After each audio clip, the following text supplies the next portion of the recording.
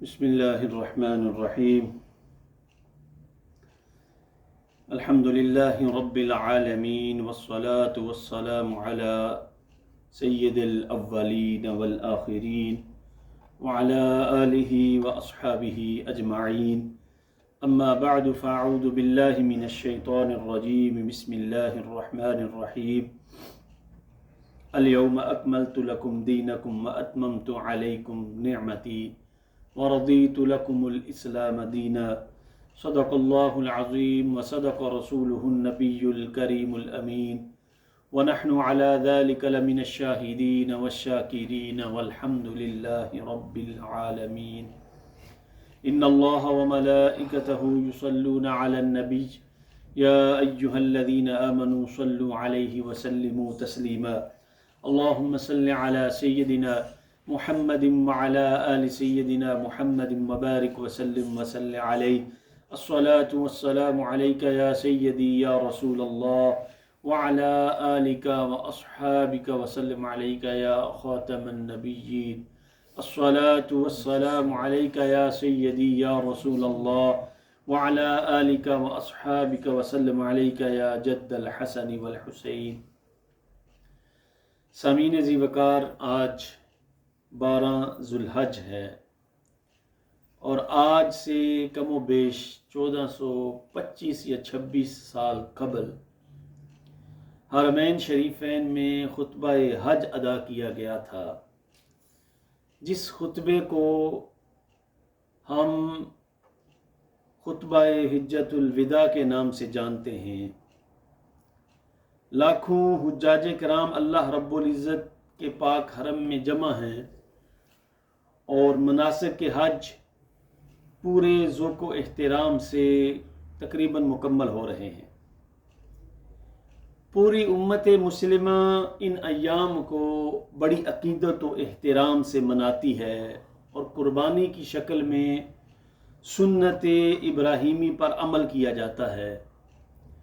ہمارے پیارے آقا و مولا حضرت محمد الرسول اللہ صلی اللہ علیہ وآلہ وسلم نے جب مناسک حج ادا فرمائے تو 63 اونٹوں کو اپنے ہاتھوں سے آپ علیہ الصلوۃ والسلام نے نحر فرمایا اور آپ نے عرفات کے میدان میں حجۃ الوداع کا شہرا آفاق خطبہ ارشاد فرمایا، جو حقوق انسانی اور عالمی چارٹر کی ایک بہترین مثال ہے۔ آپ نے اس خطبہ میں جامعیت کے ساتھ ساتھ ایسے اصول عطا فرمائے جو رہتی دنیا تک انسانیت کے لیے ہدایت کا راستہ روشن کرتے رہیں گے۔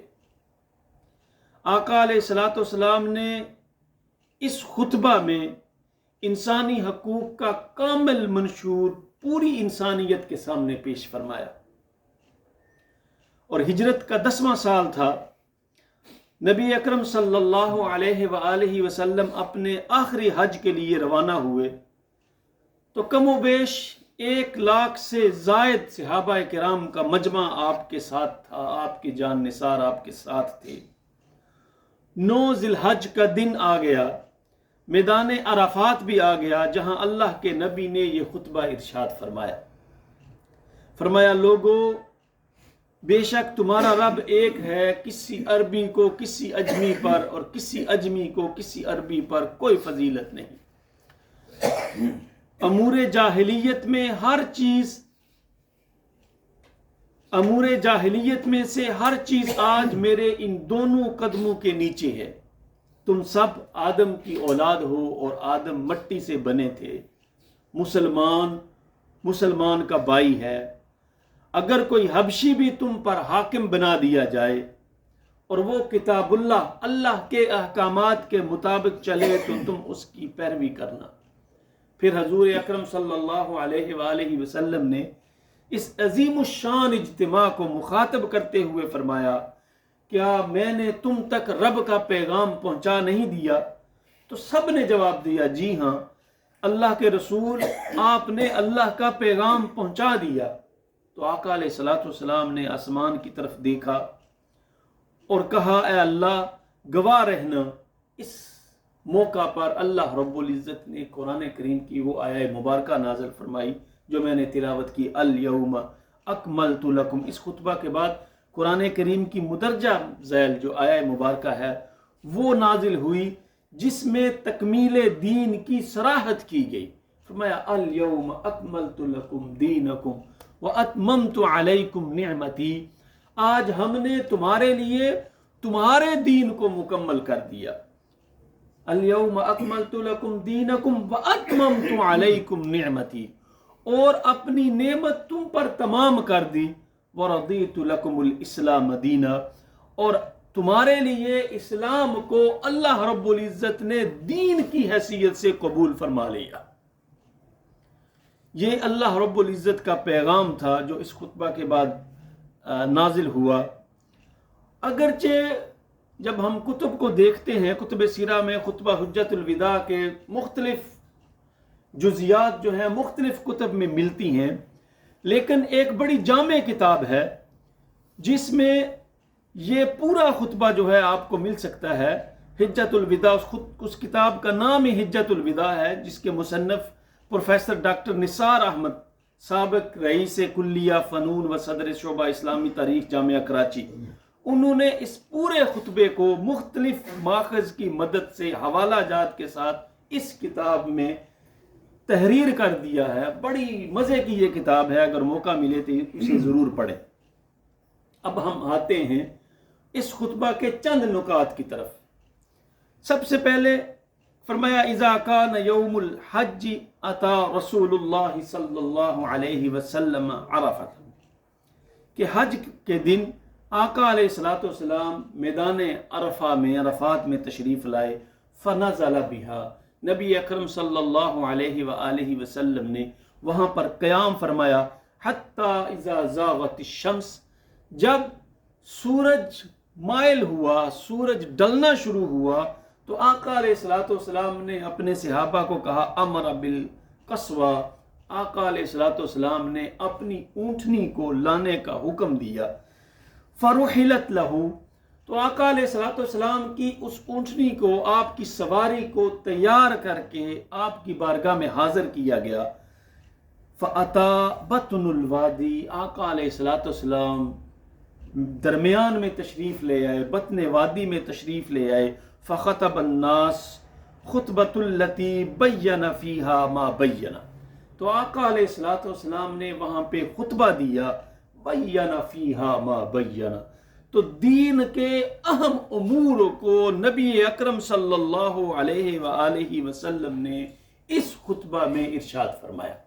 سب سے پہلی چیز نبی اکرم صلی اللہ علیہ وآلہ وسلم نے اس خطبہ میں جو ارشاد فرمائی ہے، آقا علیہ الصلوۃ والسلام نے فرمایا ایھا الناس ان الناس یقول یا ایھا الناس انا خلقناکم من ذکر و انثی، وہ کہتے ہیں نا کہ دنیا کے مہذب جتنے بھی قوانین ہیں، ان سارے قوانین کو، جتنے بھی دستور ہیں، ان سارے دستوروں کو آپ ترازو کے ایک پلڑے پہ رکھیں، اور چند صفحات کا سید الانبیاء صلی اللہ علیہ وآلہ وسلم کا یہ خطبہ دوسرے پلڑے پہ رکھیں۔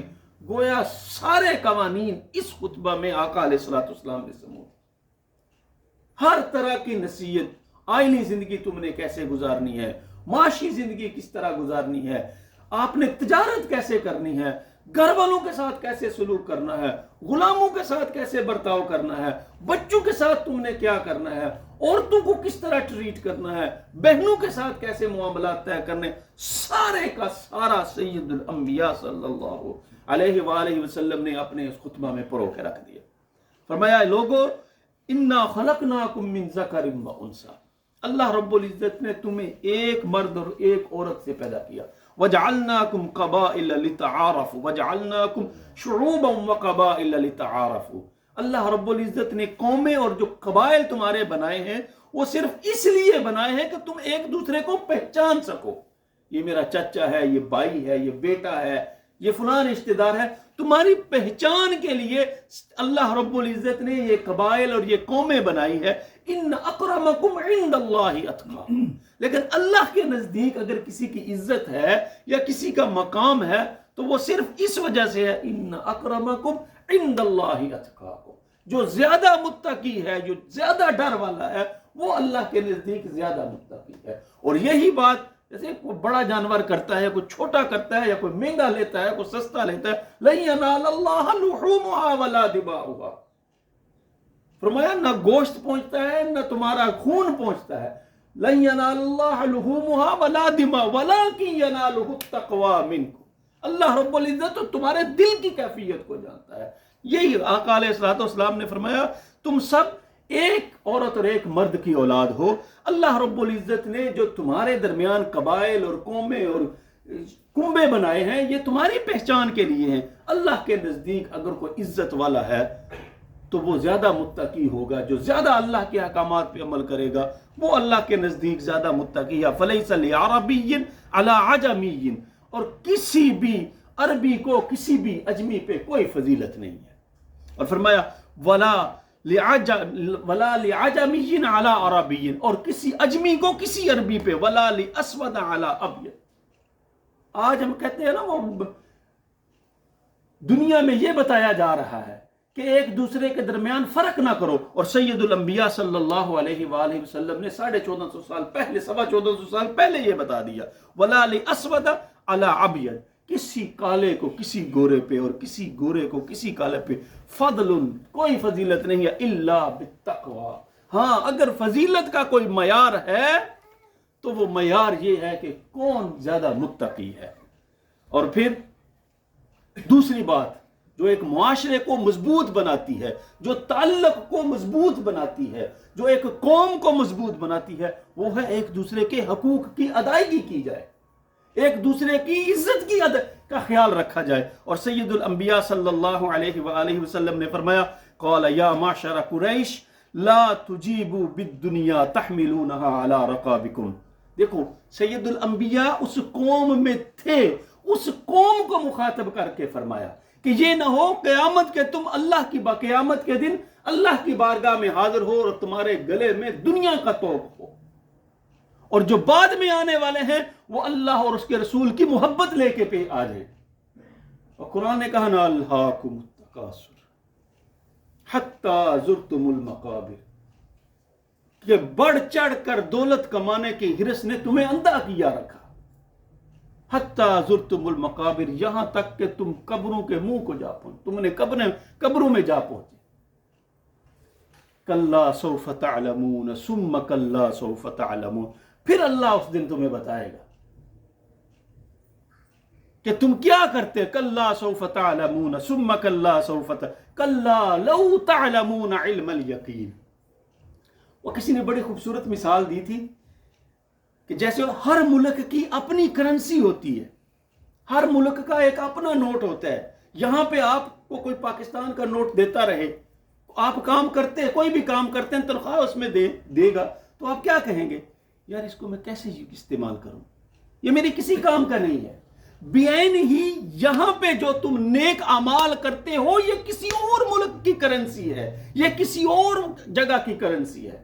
یا ایھا الذین آمنوا اتقوا اللہ ولتنظر نفس ما قدمت لغد، یہ اس کل کی کرنسی ہے جو تم نیکیاں کرتے ہو، اللہ کہتا ہے میں اتنا اجر عطا کر رہا ہوں، اتنا اجر عطا کر رہا ہوں، یہ وہاں پہ چلنے کی کرنسی ہے۔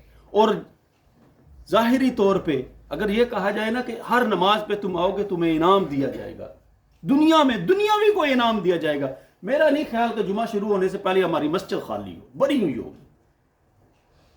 لیکن یہ غائب پہ ایمان ہے۔ فرمایا اذا زلزلت الارض زلزالها، جب زمین ہلا کے رکھ دی جائے گی، واخرجت الارض، سارا کچھ وہ نکال کے سامنے کر دے گی انسان کے، وقال الانسان ما لها، انسان کہے گا آج سے کیا ہو گیا؟ تو آقا علیہ الصلوۃ والسلام نے فرمایا یہ نہ ہو کہ قیامت کے دن تم اللہ کی بارگاہ میں آؤ اور تمہارے گلے میں دنیا کا توق ہو، اور دوسرے کو آئیں تو ان کے گلے میں اللہ اور اس کے رسول کی محبت ہو۔ اور پھر سید الانبیاء صلی اللہ علیہ وسلم کی وہ حدیث غالباً کسی نشست میں نے بیان کی تھی، آقا علیہ الصلوۃ والسلام نے فرمایا صحابیوں مل مفلس، غریب کون ہے؟ کچھ نہیں کہا جس کے پاس مال نہ ہو وہ غریب ہے، جس کی اولاد نہ ہو وہ غریب ہے۔ محمد مصطفیٰ نے فرمایا یہ اصول نہیں ہے غربت کا، غربت کا اصول یہ ہے کہ تم نیکیاں کرتے رہو اور ساتھ کسی کے حقوق کو بھی پامال کرتے رہو۔ قیامت کے دن آؤ تمہارے ساری کی ساری نیکیاں اسے عطا کر دی جائیں یا اس کے گناہ تمہیں دے دیں، یہ تمہارے لیے غربت ہے۔ اور پھر سید الانبیاء صلی اللہ علیہ وآلہ وسلم نے جتنے بھی نسلی تفاخر کا آپ علیہ السلام نے خاتمہ کر دیا۔ فرمایا یا معشر قریش ان اللہ قد اذهب عنکم نحوۃ الجاہلیہ، جتنے بھی جاہلیت کے فخر تھے نا، یہ فلاں کا بیٹا ہے، یہ فلاں کا بھائی ہے، فرمایا سارے کے سارے فخروں کو اللہ رب العزت نے ختم کر دیا، ہر طرح کے فرق کو ختم کر دیا۔ اور پھر آقا علیہ السلام نے رائٹ آف لائف، زندگی کا حق دیا۔ ایہن، دیکھو کتنی خوبصورت مثال دے کے محمد مصطفیٰ نے انسانیت کو یہ سبق سکھایا یا یہ بات سمجھانے کی کوشش کی۔ فرمایا ایہا الناس ان دماءکم واموالکم واعراضکم علیکم حرام، کسی کا مال کسی کے اوپر، تمہارا مال، تمہاری عزت اور تمہارا خون دوسروں کے لیے حرام ہے۔